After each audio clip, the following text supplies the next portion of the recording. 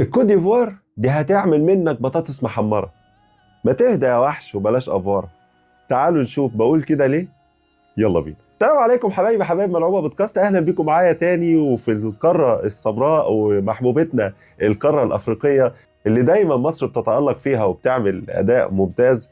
يعني على مر التاريخ منتخب مصر كان الاقوى عامة. حاليا القارة الافريقية السمراء، وانا هتفق مع حسام حسن ان بقت الفرق كلها عندها لعيبة وعندها اسماء. كان زمان كنت بتستنى علشان تطلع لدور الأربعة أو دور الثمانية عشان تشوف ماتشات كويسة. حاليا المنتخبات اتقدمت جدا واتطورت واللعيبه بقت بتلعب في كل اماكن في العالم. لكن خلينا نركز على المباراه. حسام حسن قدام كوت ديفوار يقدر لكن بشروط معينه. اولا، ما يستقبلش اهداف نهائيا. وخلينا نخش على طول في الموضوع. اول 20 دقيقه، التلت الاولاني من المباراه، لازم منتخب مصر يثبت كفاءه في الدفاع. واولا واول حاجه وليس اخرا هو عدم لعب فتوح بشكل اساسي. هقول عكس ناس كتير ومحللين كتير اتكلمت في النقطه ديت. احمد فتوح دفاعيا سيء جدا جدا، وممكن يكون ثغره كبيره قدام افضل لاعب ومفتاح اللعب المهم جدا حاليا في الكوت ديفوار، هو اماد ديالو. اماد ديالو بتعتمد اعتماد شبه كلي على اماد ديالو، زي برضو الفتره بتاعته الجميله اللي بيلعبها في مانشستر يونايتد. وكمان بيجيد ادوار دفاعيه في نص الملعب وبيضغط على الفرقه اللي قدامه. فبالشكل ده اماد ديالو يعتبر الورقه الرابحه من وجهه نظري، مع احترامي لكل اللعيبه اللي موجوده في الكوت ديفوار. مش معقول بعد كل اللي احنا بنقوله ده نحط له احمد فتوح اللي هو اصلا ضعيف جدا في الدفاعات، وهم بيستغلوا حته الاطراف دي بشكل كويس. اعتقد ان حسام حسن المباراه دي بالذات لازم يستغنى عن الباك الشمال ويحط محمد شحاته. من وجهه نظري ممكن اكون غلطان، ويلعب جنبه رامي ربيعه وياسر ابراهيم اللي بيأدي اداء ممتاز. الشناوي مش هنختلف عليه لان هو مازال القائد اللي عنده الخبره اللي يستحمل ضغط مباريات كبيره زي دي، مش مصطفى شوبير طبعا. وناحيه اليمين محمد هاني وكلمتين مهمين جدا يحطهم في حلقه في ودنه قبل مباراة الكوت ديفوار: بلاش الاندفاعات الكبيرة، بلاش الطريقة اللي بتعملها دي. الدوري المصري حاجة وهنا التحكيم مختلف تماما. هتاخد انذار وهتكلف الفريق مشكله كبيره، وانت بتأدي اداء بشكل كويس جدا جدا والفريق محتاجك. بلاش الاندفاعات اللي ملهاش لازمه في اماكن بعيده ملهاش اي خطوره. قدام هيكون في طبعا اصابه تريزيجيه ومشكله كبيره بالنسبه للمنتخب، والناس كلها بتسال ليه تريزيجيه بالذات، وحسام حسن مصمم عليه ومن قبل حتى ما يبقى مدير فني بيتكلم عليه. تريزيجيه بيقدر يقدم الحلول الهجوميه والدفاعيه. تريزيجيه بيأدي اداء تقريبا من افضل الناس اللي بتجيد الحاجتين في منتخب مصر، ودي حاجه صعبه بالنسبه للناس اللي بتلعب جناح او بيلعب ناحيه الهجوم اكتر. لكن بيقدم مستويات كويسه جدا، وخسارته خساره كبيره يتهيألي اكبر بكتير من خساره محمد حمدي اللي برضه كان عامل بطوله كويسه الى حد كبير. وهيكون بعد كده من وجهه نظري مروان عطيه هو الاهم والورقه المهمه، ليبرو نص الملعب في المكان ده. وراه كمان حمدي فتحي. حسام حسن ممكن كتير يقلبها 5-3-2 و3-5-2 لما يكون معاك كوره. مروان عطيه وحمدي فتحي عليهم دور كبير جدا جدا، ومستنيهم بره الباك اب بتاعهم مهند لاشين، واعتقد هيكون ليه دور في المباراه دي لو وصلت للاوقات الاضافيه. وبكده يكون قدامه ان هو يحط ابراهيم عادل مكان تريزيجيه وامام عاشور. بالشكل ده عاشور يحاول يساعد شويه في الدفاعات، مش زيزو برضو دفاعيا مش قد كده، وممكن يكون ورقه رابحه معانا على الدكه. وفي النهايه زي ما اتفقنا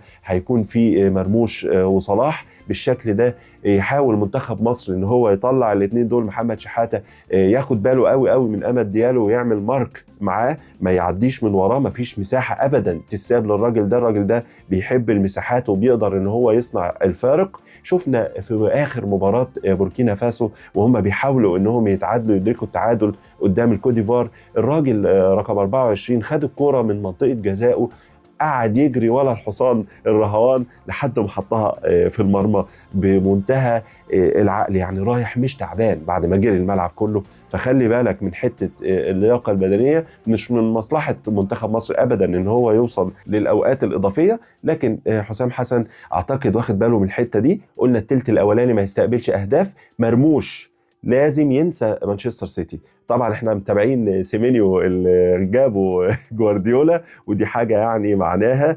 بصريح العباره كده يا مرموش، مع السلامه، اشوف لك نادي تاني، واوعى تقعد وتعمل اخطاء الناس اللي قبل منك قعدوا وما اكتسبوش اي فايده، ولك في محرز عبره.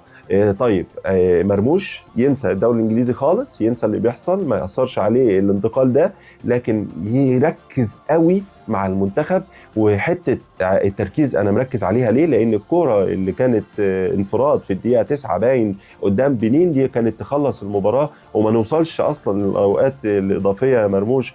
موضوع انك انت عايز تحط حته زياده، انت في العادي مش بتعمل كده، لكن انا عارف الضغوط على اللعيب لما بيكون في بيكته ونجم ومتخيل انه هيكسر الدنيا ويقدم ويعمل ويجيب هاتريك ويلحق الفرقه ويقعد احتياطي. انا مقدر كل ده، لكن اللي انا مش قادر افهمه ان دلوقتي المنتخب فرصه كويسه ان هو ليك انت وصلاح ان المنتخب ياخد البطوله دي. نركز شويه مرموش. صلاح ما عنديش حاجه اقولها ليه، الناس كلها بتهري صلاح وحش صلاح وحش صلاح وحش. انا يعني بجد حاسس ان الناس بتشوف كوره من يعني في زمن تاني او منتخب تاني. يعني محمد صلاح العقل كله، العقل المدبر، وبصمات مهمه جدا، تمريرات مفتاحيه ممتازه لفرقته. يعني الصراحه ركيزه اساسيه في اي فرقه بيلعب فيها محمد صلاح، ودينا شايفين حال ليفربول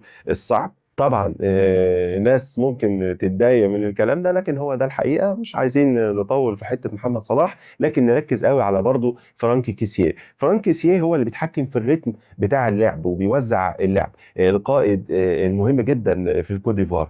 مش عايزين نبالغ في يعني قوه الكوت ديفوار ونقلل ونبخس حق منتخبنا. وبالنسبه للكابتن حسام حسن اللي قاري ودارس وبيعتمد على محلل اداء وبيعتمد على تيم وورك بشكل ممتاز، وانا مش عارف الناس يعني امتى هتسكت عنه. لكن يعني زي ما انا قلت قبل كده، هو المدير الفني خاصة لما بيكون مصري سكاكينه جاهزة من قبل حتى ما يعمل نتيجة سلبية. طبعا البنية التحتية للناشئين والكلام ده كلام يعني فات ميعاده، قلناه كتير ومش وقته اثناء بطولة كبيرة زي دي ان احنا نتكلم ونقول القماشة بتاعتنا. الدوري بتاعنا تعبان، اللعيبة عندنا نص لبة، الطريقه اللي بنلعب بيها طريقه مناسبه جدا للاعب المصري. وموضوع الليبرو اللي حطه حسام حسن فرق كتير جدا جدا. حمدي فتحي ودايما بيطلع نجم في المباراه، خلي بالك بيكون عامل اداء متميز، وده معناه ان حسام حسن كان عنده حق في ان هو يغير طريقه اللعب. الناس اللي بتنادي بالاداء وعايزين نعمل ونسوي، يا جماعه احنا مشجعين. يعني في فرق كبير قوي، واحد بيشجع كوره وعايز يشوف كوره جميله، وواحد عايز يكسب البطوله بيدرب. ومصطفى محمد الهجمه الفظيعه اللي حاصله على حسام حسن سببها ايه؟ الاهلي زمالك برضه نفس الكلام، تاني الوان، تاني ما مضاش للاهلي عشان كده ما بيلعبش، تاني زمالك مش عارف ايه اصلا وانا كوندا. يا جماعه مصطفى محمد بيقدم اسوأ سنه في حياته، أسوأ سنة أداها مصطفى محمد سواء بره أو جوه هي السنة دي 25 26 في منتهى السوء. معدل تهديفي قليل جدا، معدل تنظيمي وحش، بيتحرك تحركات سيئة جدا، ما بيتفاعلش مع زمايله، التمريرات مفتاحية تكاد تكون معدومة. خد فرصة قدام أنجولا في مباراة كانت مهمة جدا، عمل ايه بس؟ ما فيش غير كوره واحده بس ظهر فيها، وبقيه المباراه حتى تحس ان هو مش عايز يقاتل وما بيكسبش ثنائيات، وده مش طبعا. لو انت يعني شايف ان انت نجم كبير وشغل فلان وعلان مش عايزين نتكلم، يعني اثبت ده، العب ده، وكون حسام حسن بينزلك اخر دقيقتين. ما هي حصلت معاه زي ما الناس جايبه تستشهد بالبطوله بتاعت 2006. ان شاء الله عندنا فرصه، عندنا فرصه، دفاع الكوت ديفوار على فكره كان خسران 2 ورجع تاني 3-2، بس كان خسران 2 يعني دخل فيه اهداف وبشكل مش اللي هو تبين لك قد ايه الدفاع عنده دفاع عادي.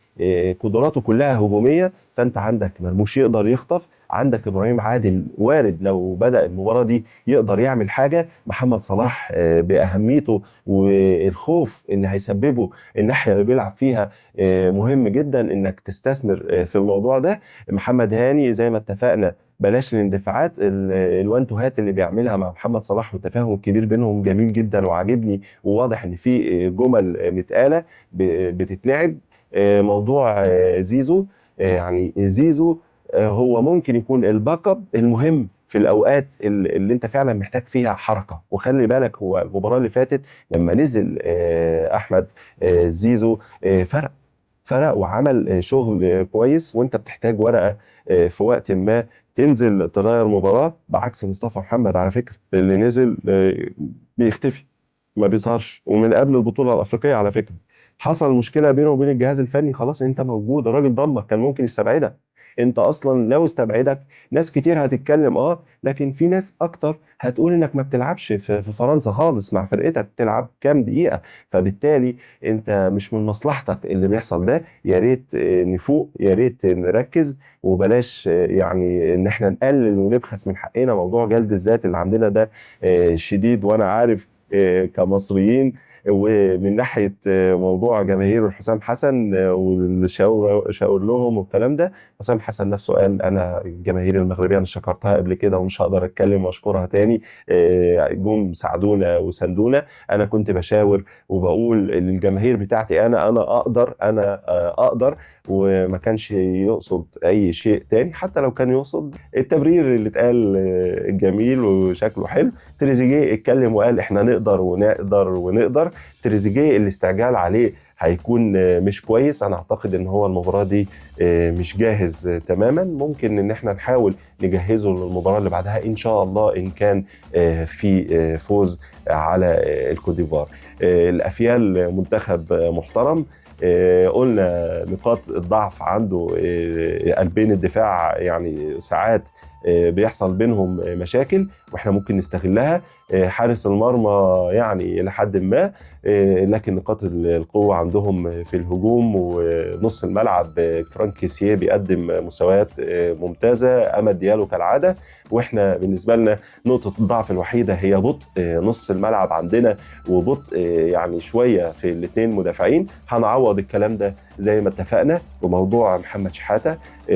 يعني سامحني احنا ما بنلعبش على الكروسات عشان تقول لي احمد فتوح احلى ميزه فيه الكروسات. انت بتلعب كروس لمين؟ انت اصلا بتلعب بمهاجم وهمي وتحت منه يعني زي ما بيقولوا نص ملعب متقدم او مهاجم رقم 10 زي محمد صلاح. فانت اصلا ما بتلعبش بتمركز راس حربة تارجت عشان ننزل احمد فتوح في المباراه دي بالذات. اعتقد ان ملوش مكان في التشكيله. هنشوف حسام حسن هيعمل ايه. وعندك كمان ورقه زي مصطفى فتحي يمكن تحتاجه في الاوقات الاضافيه. خلي بالك هيكون منتج اكتر من مصطفى محمد من وجهه نظري. اللعيبه اللي بتنزل تعمل فارق هي دي اللي مهمه. يعني ما تقعدش تقول لي مصطفى محمد ما بيديش. انت كنت حاليا مش بتدي، فبالتالي يلعب اي حد تاني بيدي. حتى اسامه فيصل انا شايف ان ترتيب حسام حسن مظبوط. اسامه فيصل بينزل يموت نفسه في الملعب وبيضرب وبيخبط وبيعمل ثنائيات مع الدفاع. يعني ممكن يكون كلامي غلط، لكن دي رؤيتي. وان شاء الله بكره نتبسط كلنا بالفوز بتاع منتخب مصر ان شاء الله. يا رب التوفيق لكل المنتخبات العربيه. اشوفكم على خير. ملعوبه بودكاست غير معايا محمد القاضي. سلام.